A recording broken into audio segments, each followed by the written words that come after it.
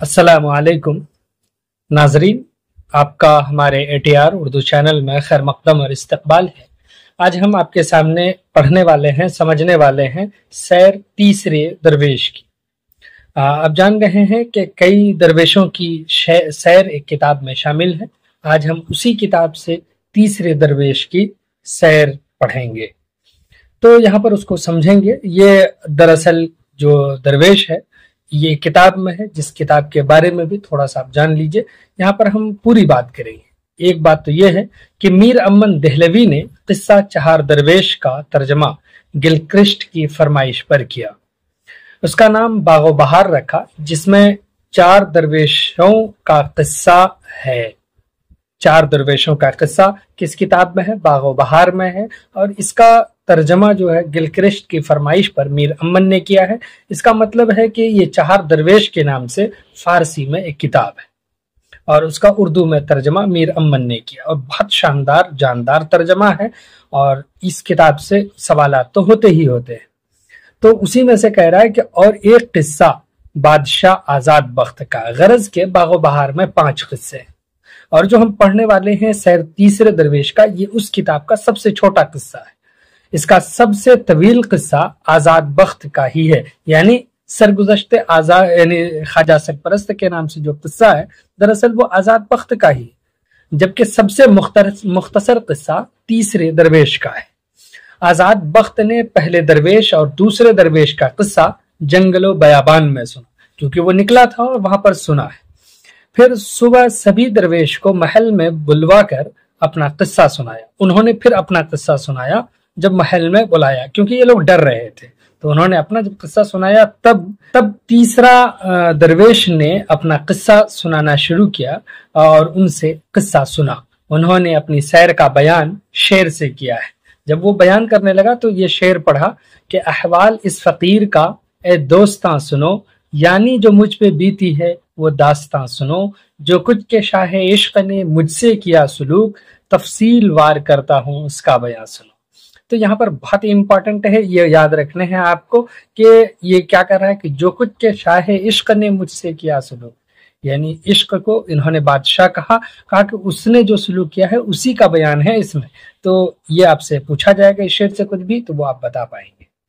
अब उन्होंने अपना तारुफ कराते हुए ये कहा कि ये कमतरीन बादशाहजादे अजम का है। एक दिन बगर्ज़ सैर महल से निकला, जंगल में एक काला हिरन देखकर शिकार करने के लिए पीछा किया। तीर से उस पर वार किया। जब बहुत दूर निकल गया, लेकिन वो बचकर निकल गया और एक घर में गया जहां पर एक बूढ़ा शख्स मरहम पट्टी कर रहा था। जब वो उस घर में पहुंचा तो देखा कि एक बूढ़ा शख्स है जो उसकी मरहम पट्टी कर रहा है और दिल में बहुत कुछ कह भी रहा है। इन्होंने सुना और उन्होंने माफी भी कही। तो अब यहाँ पे पहुंचिए कि वो बूढ़ा शख्स, उसका नाम नुअमान सयाह सौदागर था। वो वहां पर क्यों था, इस बारे में मुकालमे हुए, बातचीत हुई। तो वही है, बादशाह ज़ादे अजम और सौदागर सयाह से मुकालमे हुए, कई बातचीत हुई, डायलॉग्स हैं। और इसी तरह से जो उनके कन्वर्सेशन है वो यहाँ पर जिक्र करना कोई जरूरी नहीं है। यहाँ तक कि नतीजा जो कुछ बरामद होता है वो आपको इस किस्से में समझना है।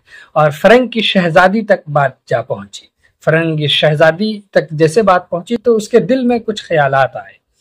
फिर यहाँ से किस्सा 2 पार्ट में तकसीम हो जाता है। एक पार्ट जो है इसके सामने ये आता है कि एक तरफ नुअमान सयाह है जो फरंग की शहजादी और उसके चचाजाद भाई का किस्सा बयान करता है, जो एक पिंजरे यानी कफस में कैद है। यानी शहजादी का जो भाई है वो कफस में कैद है, पिंजरे में बंद है। बादशाह ज़ादे अजम बेताबो बेकरार होकर शहजादी का मुल्क यानी फरंग पहुंचता है। वो वहां जाता है। जैसे ये सुना, वहां जाकर मालूम होता है कि वो पिंजरे का कैदी शहजादा कत्ल किया जा चुका है। यानी जो पिंजरे में था वो उसको मार दिया जाता है और उसको कोका उसे संदूक में रखकर शहर में लिए फिरता है। शहर में लिए कोका उसको फिर रहा है और मातम करता जाता है। कोका से बादशाह ज़ादे अजम यानी दरवेश की मुलाकात होती है, क्योंकि यह दरवेश बन करके गया था बादशाह ज़ादे अजम, तो उसकी मुलाकात होती है। फिर उसकी मदद से दरवेश शहजादी तक पहुंचता है और उसे हासिल कर लेता है। ये जवान जिसका नाम बहजाद खां है وہ درویش اور شہزادی کو بادشاہ سے جنگ کر کے نکال لاتا ہے۔ البتہ راستے میں ایک دریا پڑتا ہے جس میں گھوڑوں پر سوار شہزادی اور بہزاد خان ڈوب جاتے ہیں، اور وہ گھوڑا کیا ہے؟ ترکی، یعنی راس گھوڑا ترکی ہے، یہ دونوں ڈوب جاتا ہے۔ یہ دیکھ کر درویش بھی خود کو ختم کرنے کے لیے دریا میں ڈوب جانا چاہتا ہے، لیکن عین اس وقت سوار برقع پوش آ کر بشارت دیتے ہیں، اس وقت آتے ہیں کہ مایوس مت ہو، دونوں سے تیری ملاقات ہوگی، اور اسے ملک روم جانے کی ہدایت کرتے ہیں جہاں اسے درویش ملیں گے۔ جب ان سے ملے گا اپنی مراد کو پہنچے گا، اسی لیے یہ یہاں پر جمع ہوا تھا، آیا تھا۔ یہ پورا قصہ یہاں پر مختصر میں آپ کو سنا دیا گیا اور سمجھا دیا گیا۔ اس کے جو امپورٹنٹ سوالات ہیں وہ ہم اب پیش کرتے ہیں، وہ سنیے۔ بہت اچھا ہے۔ اب یہاں پر آپ کے کچھ سوالات ہیں، وہ دیکھیے۔ سوال ایک یہ ہو سکتا ہے اس میں کہ یہ کم ترین بادشاہ زادہ عجم کا ہے، یہ بات کس درویش نے کہی؟ ایک سوال، یا اس طرح سے سوال کہ کون سا درویش بادشاہ زادہ عجم ہے۔ اسی طرح سے یہ بھی پوچھ سکتا ہے کس درویش نے یہ اطلاع اپنے بارے میں دی، یہ اطلاع کہ یہ کم ترین بادشاہ زادہ عجم کا ہے۔ اس طرح کے سوالات ہو سکتے ہیں، اور آپشنز یہ: پہلا درویش، دوسرا درویش، تیسرا درویش، یا پھر چوتھا درویش۔ تو اس کا صحیح جواب ہے تیسرا درویش نے یہ اطلاع دی ہے، یعنی یہ بات کہی ہے، اپنا تعارف ایسے کرایا ہے۔ دوسرا سوال ہے کہ بادشاہ زادہ عجم کو کون سے دو شوق تھے؟ دو شوق یہاں پر دیکھ لیجئے، کیا پہلا ہے یعنی چوپڑ، گنجفہ یا شطرنج۔ اسی طرح دوسرا شوق ہے سیر و شکار۔ بی میں ہے کہ قتل و غارت گری، تفریح، یہ شوق۔ یا اسی طرح سے یہ بھی ہو سکتا ہے کہ سی میں کہ سیر دریا، تجارت، اور ڈی میں ہے کہ تجارت، سیر و شکار۔ تو آپشن اے اس کا کریکٹ ہے، یعنی اس کو کھیل سے بہت دلچسپی تھی، اور کھیل میں کیا؟ چوپڑ، گنجفہ اور شطرنج۔ اسی طرح سے سیر و شکار کا اس کو بہت شوق تھا، اور اسی سیر و شکار میں وہ نکلا تھا۔ تیسرا سوال یہ ہے کہ بادشاہ زادہ عجم نے کس جانور کو زندہ پکڑنے کے لیے پیچھا کیا؟ کس جانور کو؟ شیر کو، یا چیتے کو، یا ہرن، یا لومڑی؟ تو ہرن کا پیچھا انہوں نے کیا ہے، اسی کو زندہ پکڑنے کے لیے، یہاں تک کہ جب وہ بہت دور نکل گیا تو ایک تیر مارا۔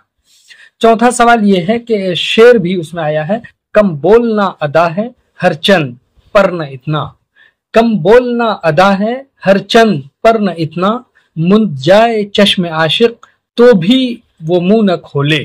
یہ شعر کس درویش سے ماخوذ ہے؟ تو تیسرے درویش سے، آپشن ڈی ہے، یہ کریکٹ ہے۔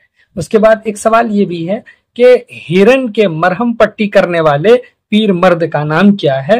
تو جو اس کی مرہم پٹی کر رہا تھا اس کا نام نعمان سیاح ہے، آپشن اے کریکٹ ہے۔ اس کے بعد یہ بھی سوال ہے کہ آزاد بخت نے تیسرے درویش کا قصہ کہاں پر سنا یا سنتا ہے؟ آزاد بخت تیسرے درویش کا قصہ محل میں سنتا ہے، یعنی دیوان خاص میں، آپشن بی کریکٹ ہے۔ اسی طرح سے ایک سوال یہ بھی ہے کہ بادشاہ زادہ عجم کس درویش کا کردار ہے؟ یہاں پر اس کا صحیح ہے کہ سیر تیسرے درویش کا۔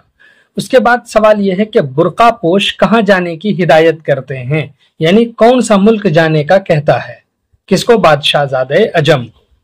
تو وہ روم جانے کی ہدایت کرتا ہے۔ ایک سوال یہ بھی ہے کہ تیسرے درویش نے کہاں کی سیر کی؟ تیسرے درویش نے فرنگ کے ملک کی سیر کی ہے۔ اور ایک سوال یہ بھی ہے کہ فرنگ کی ملکہ سے کس درویش کی شادی ہوئی؟ تیسرے درویش کی شادی ہوئی۔ فرنگ کی ملکہ کا نام کیا تھا؟ تو فرنگ کی ملکہ کا نام مہر نگار تھا، آپشن بی اس کا کریکٹ۔ اس کے بعد ہے سوال کہ بہزاد خان نے کس چیز پر تیسرے درویش کو سوار کر کے ملک سے روانہ کیا؟ تو گھوڑے پہ سوار کر کے روانہ کیا تھا۔ ایک سوال تو یہ بھی ہے کہ تیسرے درویش کا کون سا کردار دریا میں ڈوب کر فوت ہوا؟ کون ایسا کردار ہے جو دریا میں ڈوب کر مر جاتا ہے؟ تو مہر نگار اور بہزاد خان، آپشن ڈی اس کا کریکٹ ہے۔ اس طرح سے جو کچھ بھی آپ نے پڑھا تھا وہ یہاں پر سالو ہوئے، اس کو سمجھا۔ اب ہم اگلے کلاس میں ملیں گے، تب تک کے لیے خدا حافظ، السلام علیکم۔